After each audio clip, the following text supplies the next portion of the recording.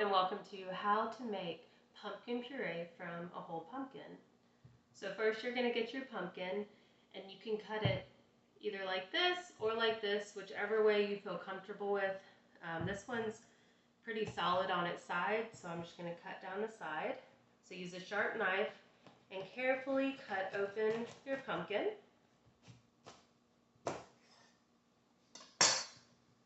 And then you're going to have the seed cavity.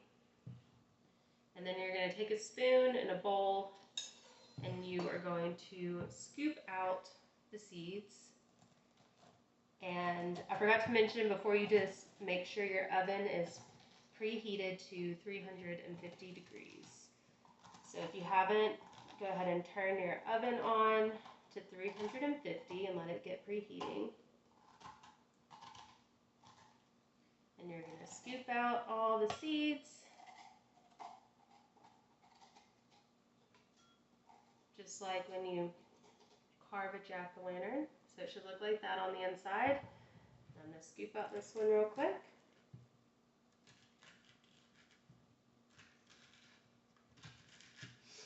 And then you're going to need a rimmed, whoopsie daisy.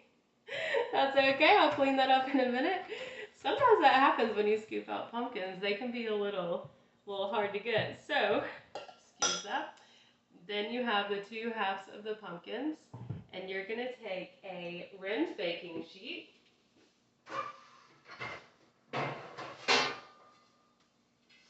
Like this.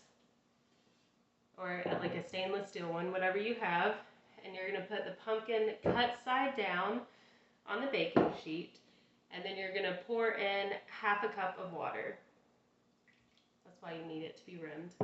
And then once your oven is preheated, you're going to put it in the oven and set a timer for 45 minutes. If your pumpkin or winter squash is a lot smaller than this one, maybe set a timer for 30 minutes and check on it then.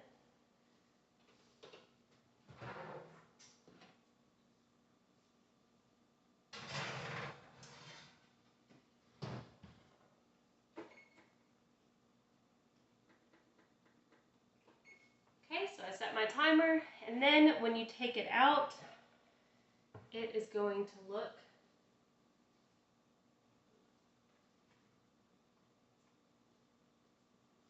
like this.